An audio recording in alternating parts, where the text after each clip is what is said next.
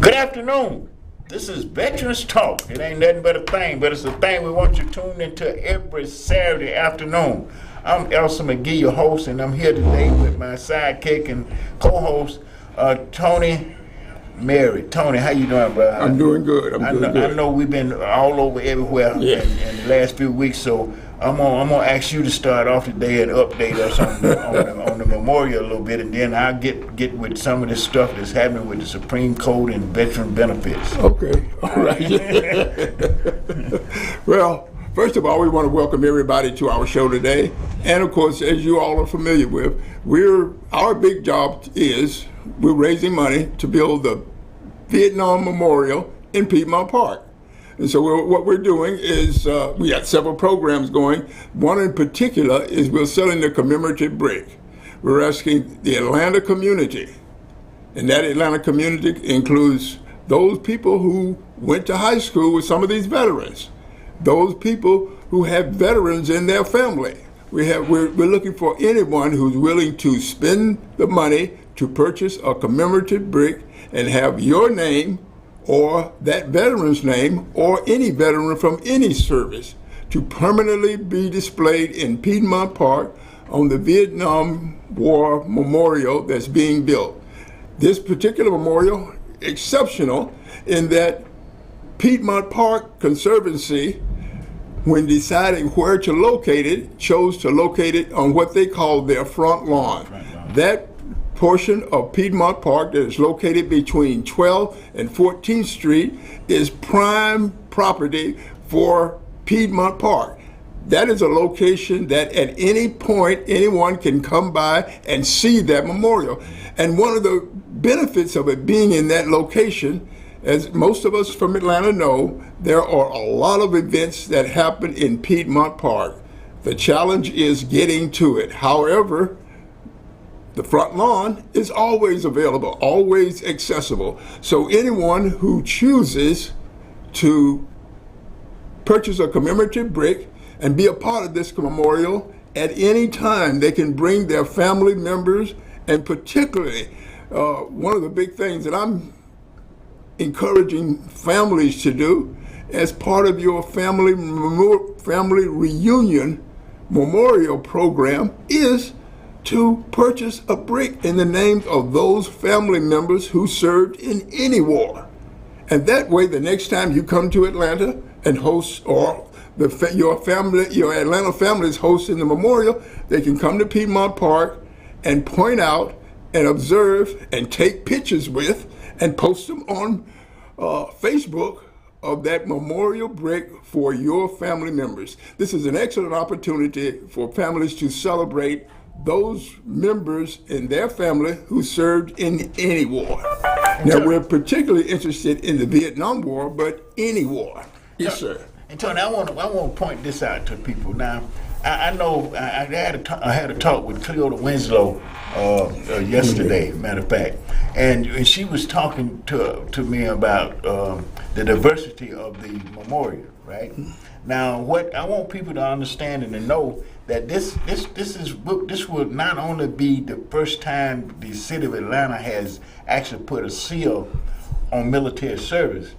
It also represents the era that we was coming in. People got to remember, in the 60s, when Vietnam was going on, I went into the military out of a segregated Atlanta, Georgia. Segregated. The first day I was at Fort Benning, Georgia, I was in an integrated barracks. So what this memorial represent in a period in history when our nation was separated by law. It was segregated. We was in a segregated, but the U.S. military was the first part of our society to integrate. Truman issued an executive order in 1948, 1 year after I was born, to desegregate the U.S. military. Why? Because they had took a licking that a larger part of America lost a lot in World War II. They lost a lot of people. So they had to rebuild the military.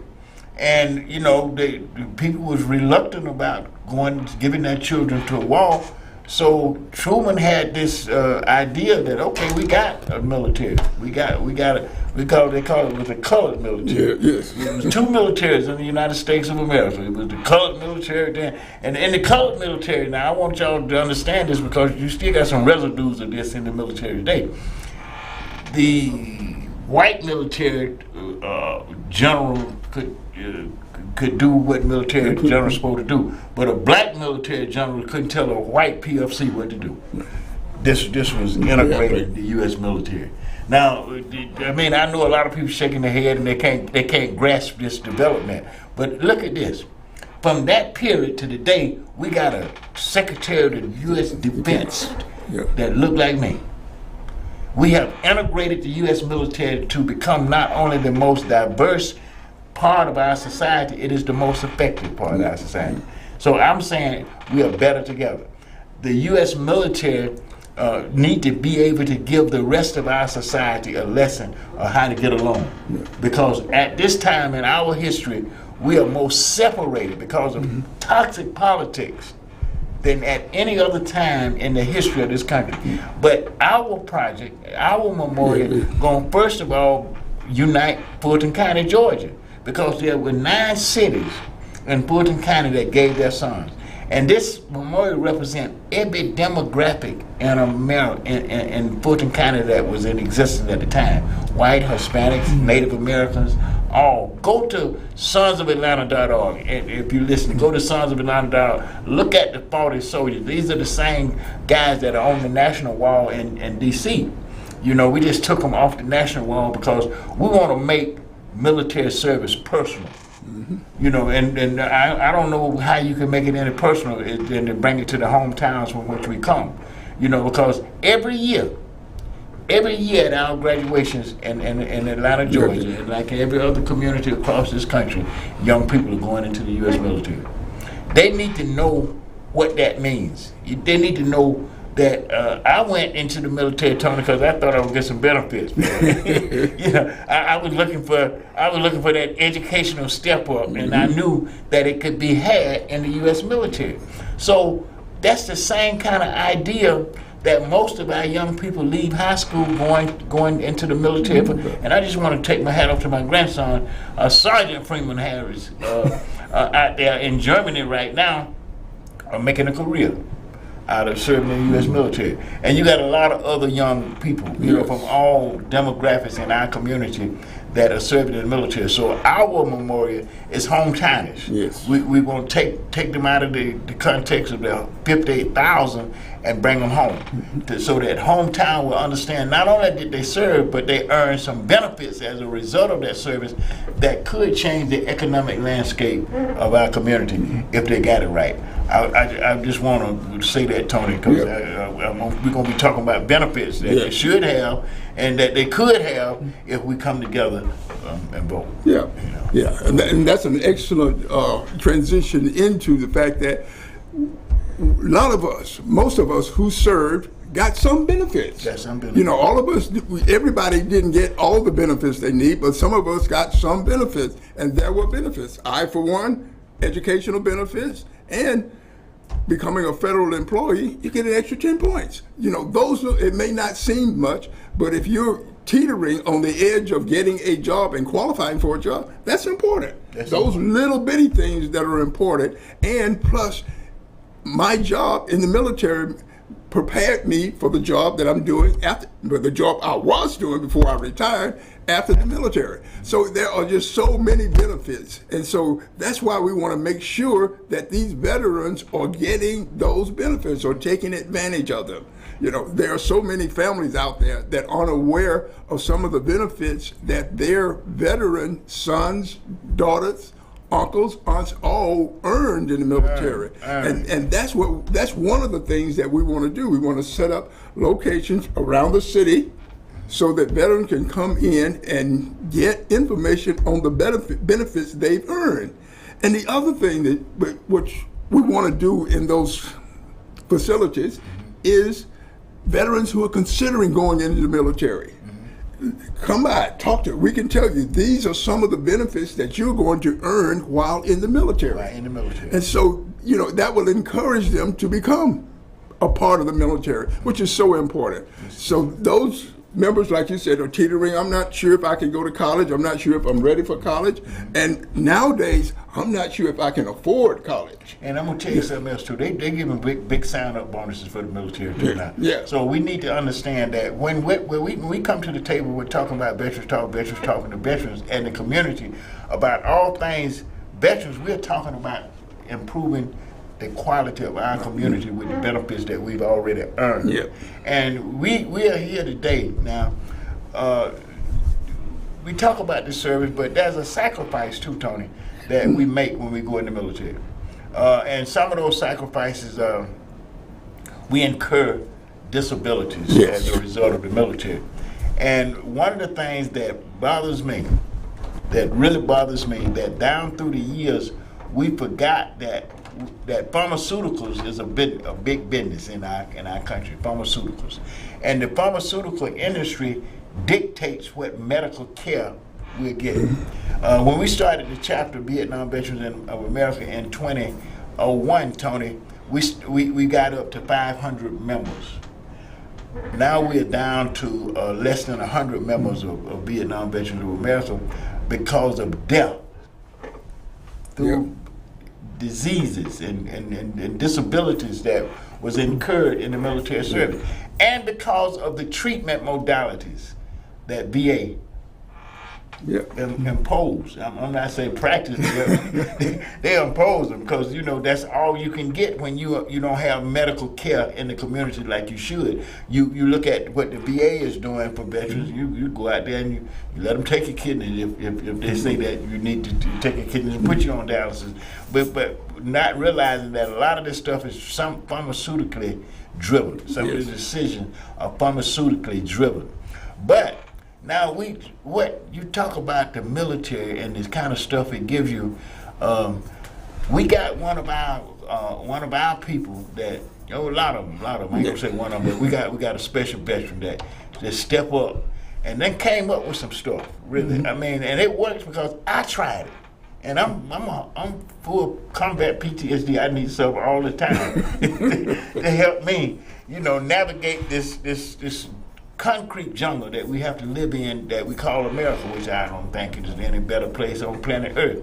But when you got mental disorders, and I'm gonna talk about it because when I came back from Vietnam, I couldn't talk about the trauma that I had experienced, even though I was wounded and justifiably could have probably talked about it if I had known about what would be the impact of a mental illness on my family.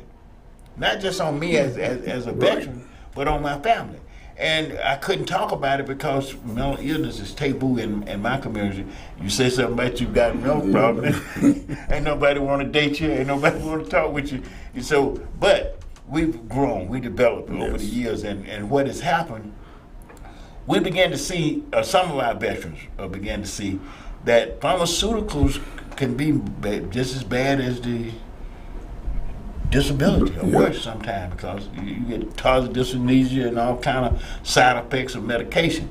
But there is some hope in our community. There's some hope, and we got live audience too. We got people in the audience that don't want to sit on the desk, and take the heat. But it's okay because they got the knowledge. We don't care. They got to be at the podium. They can be anywhere in our community, and Tisha's in our community with a product, that works. That's all natural stuff too. Now, I'm telling you this because I took it, and it made a difference in the way I was able to navigate through some of the things that, because mental illness don't mean that you're crazy. I finished Mercer University at 3.97 grade point. I was at a 4.0. And I got a disjointed letter, so I couldn't handle that part. I couldn't. So I dropped my grade point average, But mental illness can be dealt with natural remedies. Yeah. Tish, hey baby, how you doing? You know I was gonna do this. I had already told you that. I already told you because what you're doing is so important. I don't want people to underestimate it because I'm being a little comical with it. But mental illness is something that I deal with every day. And I know that triggers in my community have made me not perform well. Right? It's not just being straight up honest about it. Didn't perform well. Made some bad decisions when I was in my mental state. But I've learned that there are some remedies, some herbs, and some thanks to you and some other people that are in the natural, remedy industry. We need more of this in our community, because being ashamed of mental illness don't mean it ain't happening in your family. What you need to do is know what to do when you see your loved ones suffering. You need something to help your loved ones when they're suffering with this mental illness, because it's not an incurable disease. I know a lot of people look at me and my family, they see me coming, they get going. So, but we don't want them to feel like that. We want them to see that person that they sent into the military, that person that they had to party for, that they were so proud of, is still there. They might just need some family love, some care. Tender loving care. Tender loving care. And a product, an instrument, something that we can hand them instantly. And this is not, it's not that expensive. It really not, because I used it all up because it works. I tried it, and I said, I'm running into folks, and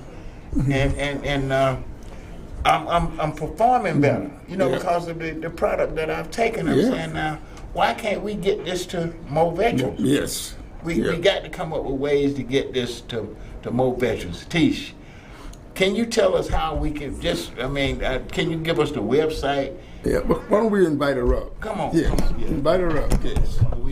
We got to get some help in the hood.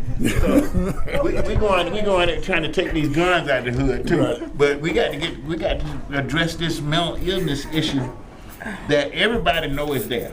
Ain't nobody denying it, but they got all these different approaches to it. But I'm gonna tell you, and I bear witness, the approach that you got works, and it's sufficient enough to help our community. So Thank you. talk to Yes, us hope about for the hood. I like that. The hood does need help, because we are very much deficient in education when it comes to diet, exercise. A lot of times we don't correlate what we eat going directly affecting our health. Sometimes we miss that correlation for some reason. And because of this Western society, we're so used to running to doctors, Western medicines, which are a lot of chemicals. This is a lot of trial and error. They're using us as guinea pigs. They're not sure. Clinical trials are only 6 months, and they're getting their clinical trials off your results, right? So we're being guinea pigs. But what we do know is that everything that comes from God is a blessing to us, right? Just keep it very simple. Whatever you want to call that being, the things that come from the earth are healing. There is nothing that cannot be healed through natural medicine. We cannot outsmart the Creator, and that's just a fact. When I came back from Baghdad, my second tour, I had a lot of complications with getting back to my civilian life. Not just job, not just finding a place, but my mental health. My triggers, any loud noise I heard, any car that I saw parked on the highway, in my mind that thing is going to explode, right? Just because of what I had endured the last 16, 17 months. So I realized that I had a lot of triggers that I didn't really know how to cope with. And it took some counseling, but it really took a deep dive and research with myself, with mental health when it comes to what you're eating, what you're subjecting yourself to, what you're watching, what you're listening to. Those are so important when it comes to our overall health that we oftentimes overlook. We are complex beings, right? We're not just physical. We're mental, we're emotional, we're physical, and if you don't pay attention to all of those, then something's going to be out of whack and you're not going to feel balanced. You're not going to feel yourself. You're not going to be able to operate in your best self because you're not taking care of all of you.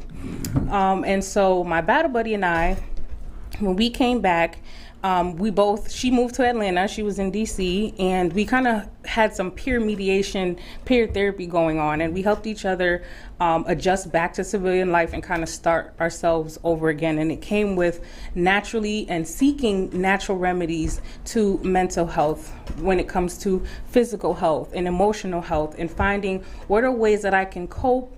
What are ways that I can untrigger my triggers? What are ways that I can deal with this stress? And so once we started diving into that, we started coming up with remedies and workshops for stress management, for emotional health, behavioral health, financial literacy, digital literacy, resume writing. Like, we have all of that. And now we recently just got a life coach. We recently just got a neuroscientist on our team too. So we're really trying to make it a comprehensive one-stop shop for veterans, PTSD, and their family members.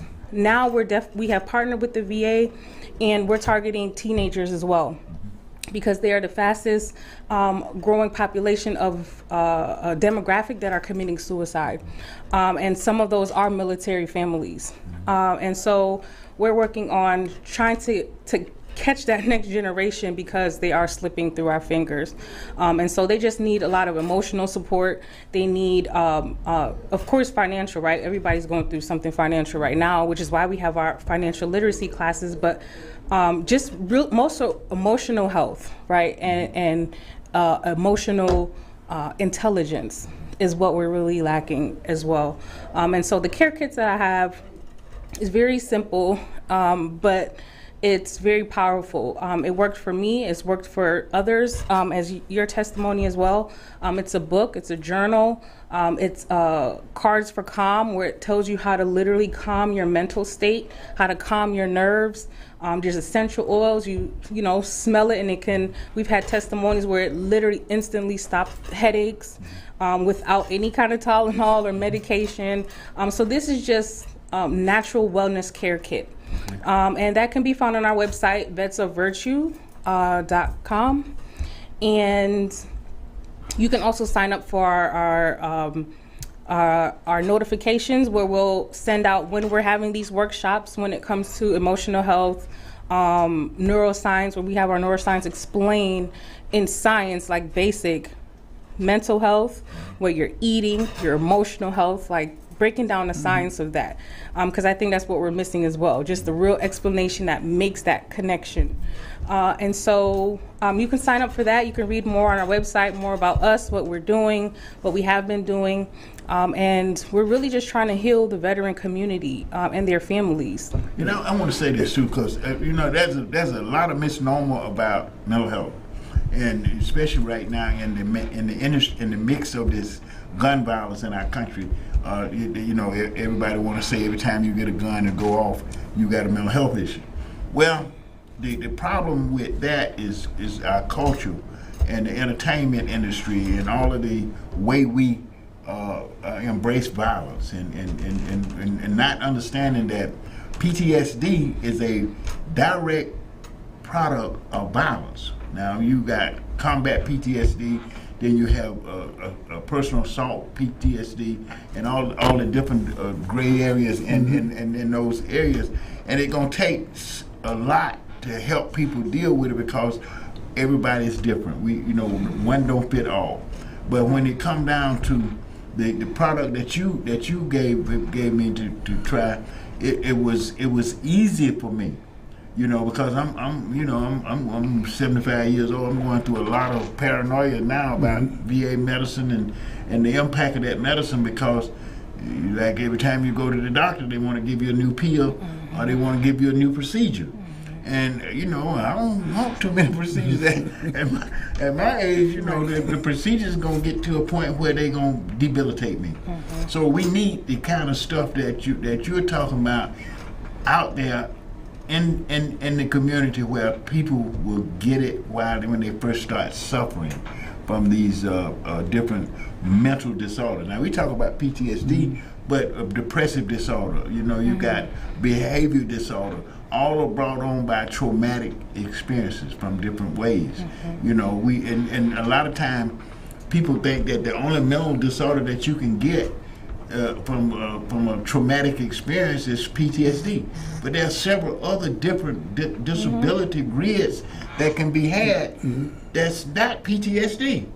You know, so this is why we want people to understand how do your military injury, you know, what happened to you in service translate into you getting a disability when you're out of service, so the family can know about it. Because in too many cases, like in my personal case, I had so much pride that I wouldn't even talk to my parents about what I was going through, even though they could see the change in the behavior.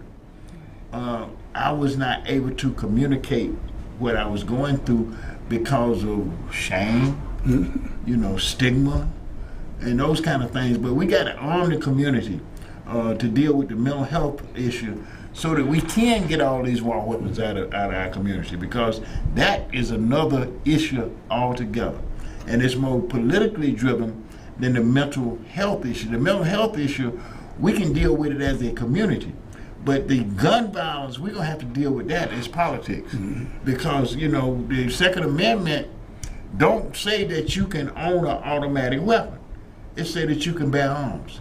You know, and when they did the Second Amendment, there was no such thing as an automatic AR-15. So what that tells me, that we are electing people that are funded by gun industries that are putting these guns in our community. And then, so now you got the mental health issue on top of the gun violence issue. So well, can I respectfully disagree on one point? What's that? Now, you said mental health issue does not supersede, the gun and politics supersedes the importance of mental health. No, but I'm not saying that. But because you said it's a bit more important, because politics, people in politics. I'm not saying important. But what I'm saying is that, right, no matter what law they pass, right, they can pass where they put in M16s, rocket grenade launchers, all in the community, right? But it's the mental health and the lack of emotional intelligence that's making them turn that gun on each other.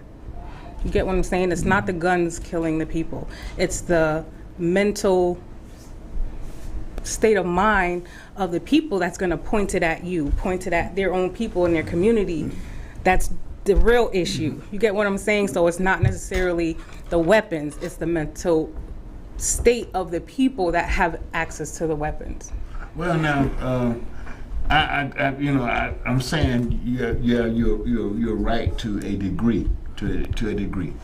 But if they didn't have the weapons in this community, the mental health issue would manifest in a different way than it's being manifested. And then it would be knives. So we're going to take all knives away, and then it's going to be something else. We're going to take. It has to be issued. Know about a knife. You can't kill multiple people. You can't kill 19 kids and 2 students with a knife before you stop. No, you can't do that. Now you got. It's possible. OJ didn't kill people, so don't. Well, OJ, he was only trying to kill his. Listen, he had one target. About that combat, was it. About combat situation. You know, you're gonna have to have some kind of real skills to do a multiple killing with a knife. You can be a 4-year-old with an automatic weapon, get up and accidentally trigger it off when it's in the household.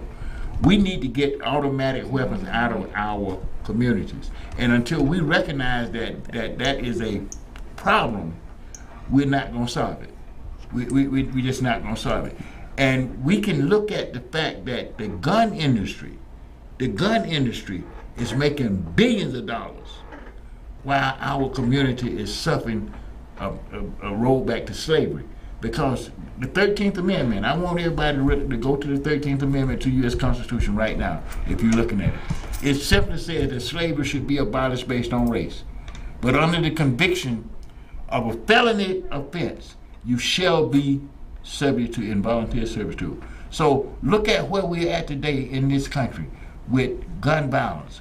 We got more people incarcerated right now under criminal justice control than you actually had slaves in this country when Abraham Lincoln signed the Emancipation Proclamation.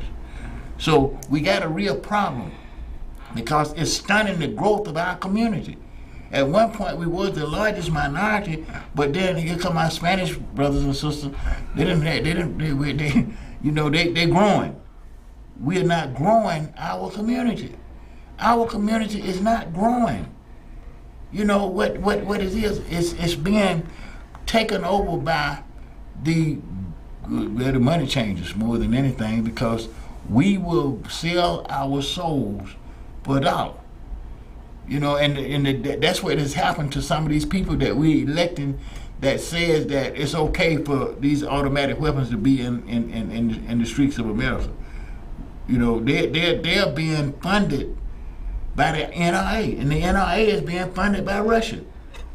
So we got some real serious political problems that we're going to have to address along simultaneously with the mental health problem. We're going to have to address both of them at the same time. And we can chew bubble gum and walk at the same time.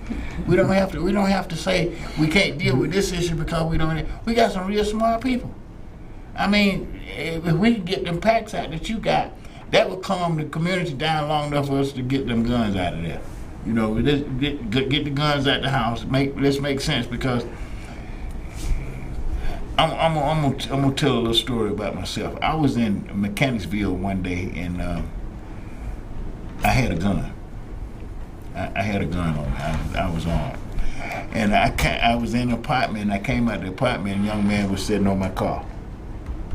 You know, probably standard for what the kids do in the community that they live in, right? I come out, man, get off my car. He got a little back talk to me. The first thing I realized, I got a gun for the bust a cap again. Right? The next let him say one more word about my car. And then I realized after that encounter that I didn't need no gun. I stopped bearing arms that day. Why? My mental trigger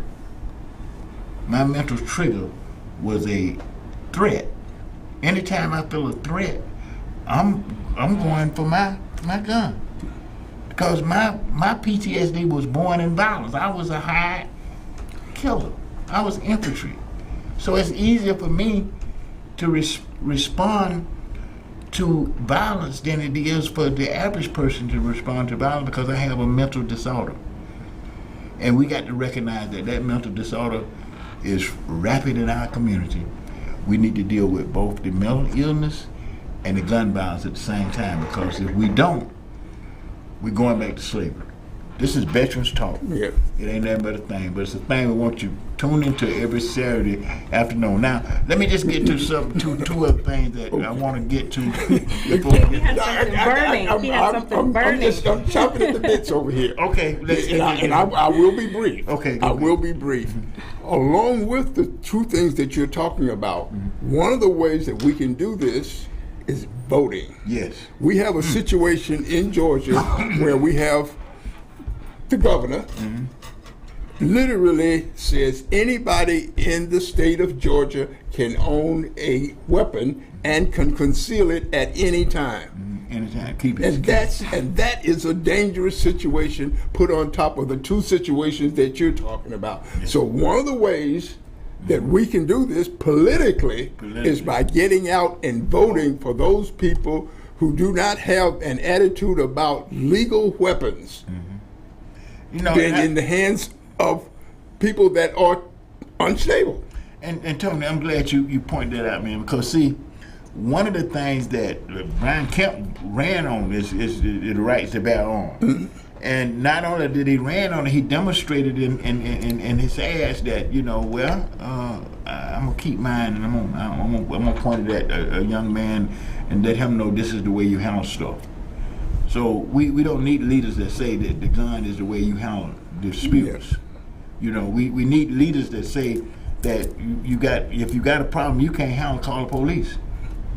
Yeah. But we know now the police don't come running into to places where they got automatic weapons at too. Yeah. So we need to have some reform in the police department. So that don't mean you got to defund them. That means you got to correct the people, the police procedures. They need to screen more of these people that they hire for police officers too. We just got to be straight up honest about the truth of what we're dealing with in this country right now. Because if we don't get people elected in our governments that respect the democracy that we have. We're not gonna have a democracy. I can say this. I live about right down the street off Cleveland. Last year I was in Marvin Arrington's district. They done redrew the boundaries. Now they done took me out of Marvin's district and put me in a district where my vote ain't gonna get nobody elected. If we don't vote, if we don't understand the power of the vote, we're gonna fall victim to, repeating what we just came out of. Because you got people, not just in this country, but all over the world right now, screaming about diversity, because they feel threatened. The world is gonna turn brown whether they feel threatened or not anyway. That's the way it's gonna go. They can't do anything about it, but they will do anything they can to try to stop it. That's hate and fear. What we have to do is stand up to hate with love, fear with courage, and let people know what we're standing for. We serve for already. So we're committed to this country and a better way of life in this country for all people, not just for black people, because we know we can't have a good life if we got our foot on somebody else's neck. We got to realize that we are in this together, and until we start acting like it and electing people into politics that gonna stay this democracy and the development of this democracy, then we got a problem. And I think veterans are the people that can tell the story.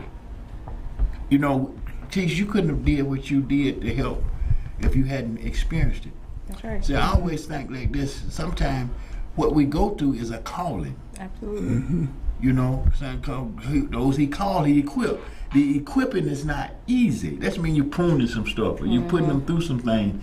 You had to learn to care on a level that most people don't care. To think deeper than the womb. I'm gonna think deeper than the womb. I'm gonna find a way to heal it, to stop the pain. We need to understand that this is what veterans bring to the table. We got to get into it because they're taking us out. They're taking the democracy that we serve for out of our community, out of our grasp. What we looking at, they call inflation as a problem, right? If we got inflation, we got the power to stop it tomorrow. The people. All we got to do is just go on a fast. If we went on a 30-day fast, business would buckle at the knees. Things would change that you've been trying to get changed that you wouldn't even believe they'll come to your aid because you ain't buying nothing. Don't buy no gas. We don't need no gas. If you're fast, I don't need nothing. Dr. King told us the way to fight oppression is stop cooperating with it. We got to stop cooperating with the oppressors because we have the power to defeat it. The vote. The vote is the most important tool we have to save our community. I don't want Joe Blow that's got a mental issue with no gun. No automatic weapon, especially. Because he got too much kill power before you can stop him. And we done seen with our own eyes in Texas that the people that are the good guy with the gun ain't rushing at no bad guy with the gun. He's not gonna do it. He gonna stand up there and he gonna have an excuse. They stood up there, the police stood up there for 2 hours while those kids was being massacred. But all of us know as soldiers, we couldn't have did that. We'd have had to rush it. We'd have to rush the door. You know that. You'd have had to rush the door. That was your job. But what they did, they stood looking and waiting on some more equipment. You don't do that in the military. We got to stop letting these people that only thing they're concerned with is the dollar. They got more money than they ever spend. It would not hurt this guy that owns Amazon to give everybody $25 an hour. It wouldn't, but it would help those families that right now that can't afford a rent in Atlanta, Georgia, because a 3-bedroom costs you $1,500 a month. Yep. But you ain't making $1,500 a month. We got to give our vote Tony. Yeah. We got to give our vote some sense. We got to give our vote some sense. We got to stop cowering down for things that are going to make it convenient for individuals. We're all in this together. Yep. You know, I'm going to tell you what. Deborah, I have been leaning on Deborah so hard lately because my computer stopped working. But that's like a shutdown for me. But I knew somebody that I could call on. We got to get back to that. That's the way we used to live. If I don't know how to do something happened to my house, I can call my neighbor. We're not being neighborly anymore. We got to get back to that. We got to get people to vote in the office that will change these laws that are stifling our community, that are stopping veterans from getting their benefit. These people got all these offices throughout the state of Georgia. We got homeless people downtown. All this is your tax money.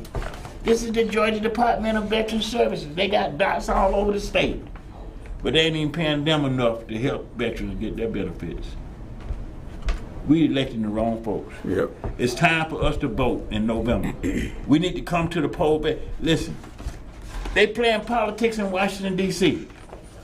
We had the PAC Act. We thought that was a given that we teach about these burn pits. We just thought that they gonna start treating people. The Republicans blocked the bill so they couldn't have their way on something else. We don't send people to the office to fight with each other. Right. We send them there to negotiate with each other. But at the end of the day, we want a bill. We want remedies to the problems in our community. That's what government was meant to do. We done got government that's doing what the corrupt politicians want them to do, or the party power want them to do. I don't want no politician being controlled by a Democratic Party or a Republican Party. Exactly. You know, I'm tired of that talking this toxic politics. They fight each other just because here's a Democrat, they the evil in the world, and we're there to correct it. And then we look at all of them breaking the law. The Democrats want to say it's okay to do inside trading.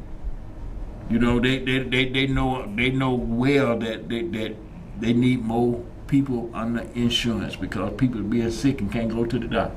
In this state of Georgia, because they can't get Medicare. A governor that won't extend these privileges of government to all the people. It's time up. Veterans need to come together and let them know that we care more about our service than they think. I'm proud of what I did. I mean, it might not turn out the way I wanted it to turn out when it did, but I did it anyway.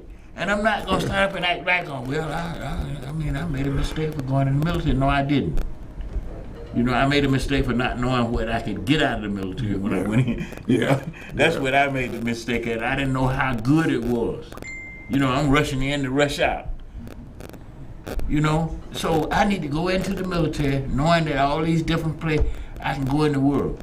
Yep. You know, and they ain't got to be in no combat zone. I don't have to do the combat part. Let somebody else do the combat part. They got people that want to do the combat. I didn't want to do the combat. I just was assigned to the combat unit and I did my service. Like every good soldier do. Yep. We was assigned. What we trying to do with the Sons of Atlanta is make this stuff personal in the hometowns of the people from which we come. So that it'll mean something. It'll mean something when you know that Joe Blow gave his life for your freedom and you knew his family. He came out of the same school that you came out of. That means something. That hopefully will drive your vote too. Yeah. To make sure that you are voting, to make sure that you got people in charge of government that won't start a war that they ain't planning to win. Mm-hmm. Don't start no war unless you plan to win it. You know, I'm concerned about the war in Ukraine right now because Americans are dying already. Whether we talking about we in a war, we in a war. And it's gonna get worse if we don't get some votes, some people in power to stop the gun industry from killing us. What Eisenhower said that to us when he was president. Beware of the military-industrial complex. These people want wars because that's the way they make money. Yep. And we're electing them people. We're giving them our vote, and ain't thinking about the outcome, the consequences that I'm gonna send my child to war, and he gonna do the war and come home and kill himself. Because nobody cared enough to understand what this young man or young woman just went through. And they're trying to make them tell the story when they know the story. They know the story. We got to make sure that this November, like no other November that we ever had in America, that we go to the poll and vote on the state level. Yes. On the state level. And get some of these people out of politics that been there too long. They've been there too long. They're in districts that they know they can't get elected in, so they draw the line where they can get elected anyway. That is not respecting the democracy that we stood up for. And then I'm in a problem with the way my hometown is being developed right now. You got a homeless problem. They're making it worse because of the high mortgages, the high rent, and the low wages. You know, they talking about they ain't got nobody coming to work. They ain't paying nobody to come to work, and they getting away with it. And then they gonna stand up there and talk about, well, they got all these jobs and don't nobody want to work. Don't nobody want to work for nothing. They gonna see you getting all the profits out of their work. And the government, those that we send to government, are approving this. They're allowing it to happen. Yep. And it's our responsibility. It is on us to make sure that, first of all, we're getting that mental health care. We need that so that we won't have all this domestic violence in our homes where children are being traumatized. You got kids going to first grade already traumatized because of the domestic violence. What's the biggest contributor to domestic violence in our house? The lack of income. The lack of income. You got two young people. They got all the things that America would say you gotta have. They got debts. They got bills. But the income, two working in the household, still is not enough to carry that household. So what gonna have? They're gonna have violence. They're gonna have domestic disputes. We throwing them against each other before they even get married because we align these politicians to be elected, and our governments that is not running the government for the benefit of all the people. You know, everybody can't have their way, but we can all get along. You know, we can all have community. We can all be safe in our community. We don't have to worry about some kid coming down the street and doing a drive-by shooting at a wedding or a child's party. We didn't have to have them at a child's party. You know, they're celebrating the child's birthday. Some idiot come by with an automatic weapon, they do a drive-by. We can stop this. Yep. We can stop this.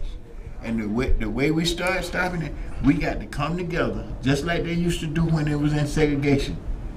You couldn't get out of your neighborhood, you had to protect it. You know, we got to protect our neighborhoods again. We got to start caring about our neighbors again. You know, and we got to let these people that we elect in the office to know that, bro, man, we understand that you appoint judges to the courts that's going to interpret the law. You know, you hear what I say? Interpret the law in a way that is going to benefit you. Yep. We got to get back to the doctrines that we set the government up under. You know, the Constitution of these United States gives us a lot of room to wiggle. It gave us enough room to come out of slavery. It gave us enough room to come out of segregation. What makes us think that it ain't got enough power to take us to the next level? It has the power to do it if we would do it. We got to vote. And not vote for somebody because of the color of their skin. Vote for them because of what they're going to do for the community. I want to shout out to our representative, Michael Julian Bond, and Marvin Arrington Jr. I don't care what nobody else think about them. They worked for us. They did what they were supposed to do. Now we got to talk about what that administrative process looked like, Tish. when they got all this stuff set up, man, you and Tony and all of it down there, news media blasting, and the commissioner telling them what they done set up money to do for veterans in Fulton County, and we didn't get nothing. We got in that bureaucratic process, and it all went the other way. They not gonna get away with that. See what done happened. Tony, thank you, bro. Thank you, because me and Tony, we lobbied for this stuff. We going down there knocking on doors and talking to, and they finally came up 3 years after we done started knocking on doors. They came up and said, okay, we're gonna set up a veteran service program in Fulton County. And it sounds so good to teach me. We just knew we were gonna see some homeless veterans coming off the street. Yep. I called some of them organizations, got the money, they ain't got no vacancies. But I got you. Mm-hmm. We got you. Because they got me and Tish and Tony on the Empowerment Commission. And we ain't finna go nowhere. We first of all, we're gonna have a talk with these commissioners and say, did you vet some of these people that you appointed on this commission? Because they came down there trying to change the whole thing. They didn't like the way it went up. We didn't think that they was gonna do that. We thought people gonna come down there and work together for the benefit of veterans in Fulton County. We didn't see that.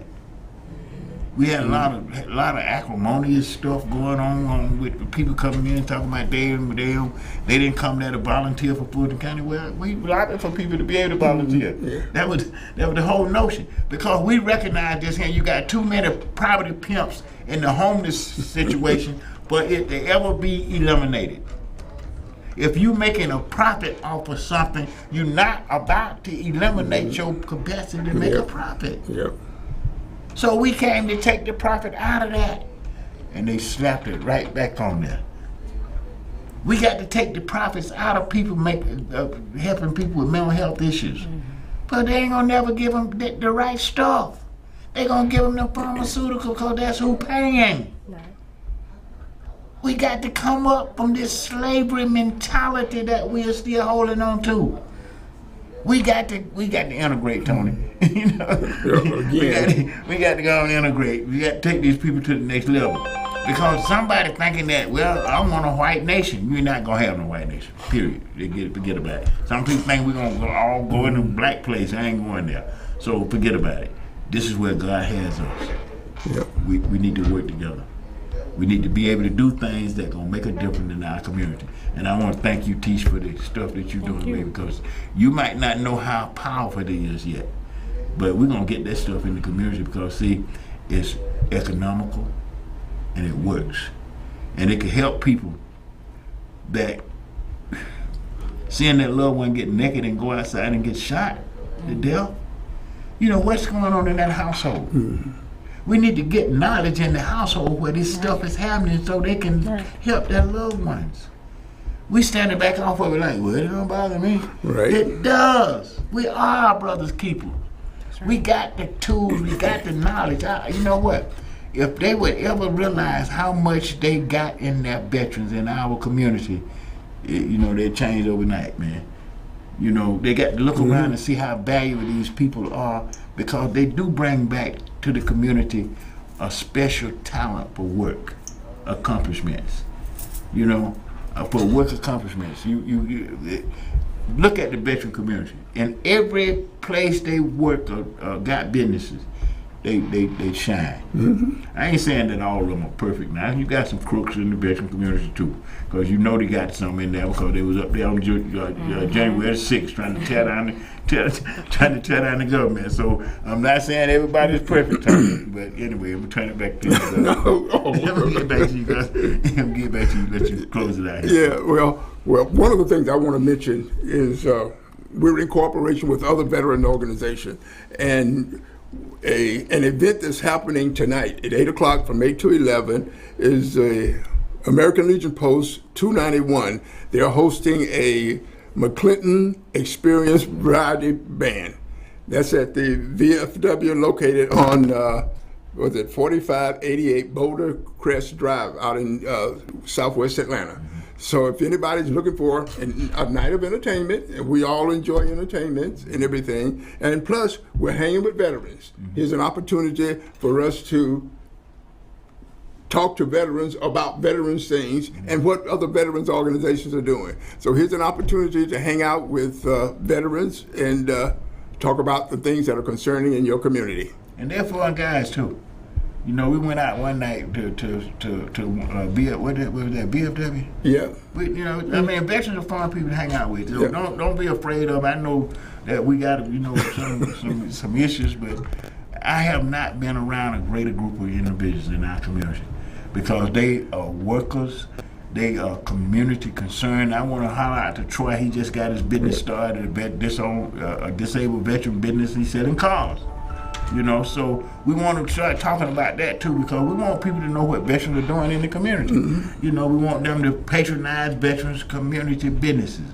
And I want to shout out to Kenny, K&A Treasures down on Metropolitan. We're coming soon with some products that gonna start from $1 all the way up to thousands of dollars because he got some antiques down there that's unbelievable. You know, right down the corner of a Metropolitan and right behind the Channel Smith complex. We want to talk about what veterans doing in the community because we are doing a lot. You know, we want to talk about some of the veteran churches that's doing a lot in the community. So you're gonna see some people coming on the show that's gonna be sharing information about veterans and all the things that we do in the community and should be doing together. Next week. Tisha, you want to say goodbye? Well, thank you for having me. I appreciate it. Again, the website for our care kits is vetsofvirtue.com. Thank you. Thank you. Now, and I want to acknowledge somebody else in the community. Ken is always here, so brother, thank you for what you're doing. And Deborah is here with us. She's back. I know she had some space for a minute because she had a job. Now she's looking for another job, but we're gonna fix it where she's gonna be jobbing in the industry. Because now she's an amazing person because she got one son that's retired military, you know, and come out of a military family that's some amazing people too. Our sisters, I got to meet some of her sisters, and you know, when I call her, I got the whole crew to help me. You know, right now they're trying to help me get my computer back up because I'm about to go crazy over there. I can't turn it on. When I can't get on that computer, it's a problem, man. Because I do all my work on the computer. That's where I do my service on the computer. So I want to thank Deborah and her family and all the veterans that's tuned into the Sons of Atlanta, Vietnam Veterans of America, and what we're doing on Fulton County Veteran Empowerment Commission. And we want you to understand what we're doing in the city of Atlanta. We are lobbying government to give back some of our tax dollars to do what we want done in the community, and they are doing it. They're doing it, but they got this bureaucratic stuff that we got to get through. Some things we have to work through by identifying what the enemy is and taking the target out. You know, that's what we do in the military. We identify what the enemy is and we take them out. So to next week we're going to get back to, I want you to understand the claim process at VA has changed tremendously. And I'm proud of it because I'm modeling it for you. I filed a claim in March, right after my birthday. In June, it was finished. And I was rated up to 120% more than I was already rated, but they didn't change my combined rating, Tish. And that's a cheat stick. And we're gonna get our congressmen and senators to deal with these cheat sticks that they got at VA that take away the impact of our veteran benefits. Because that's not the only one. 120% now. I got 120% more on top of what I already had, and it didn't change my pay.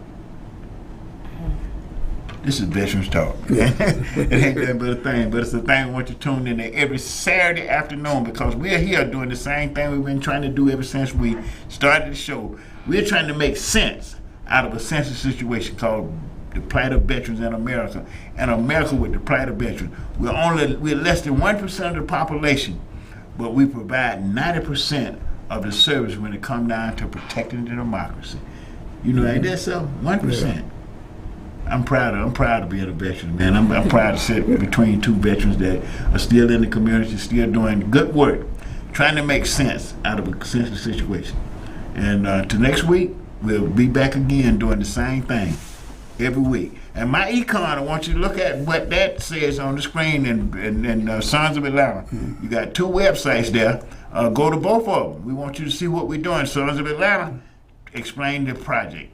My econ is something that you got to really get into, because this is a way that we are funding what we do now. My econ, join the membership. This is one of the ways you can make money. See you next week. Thank you.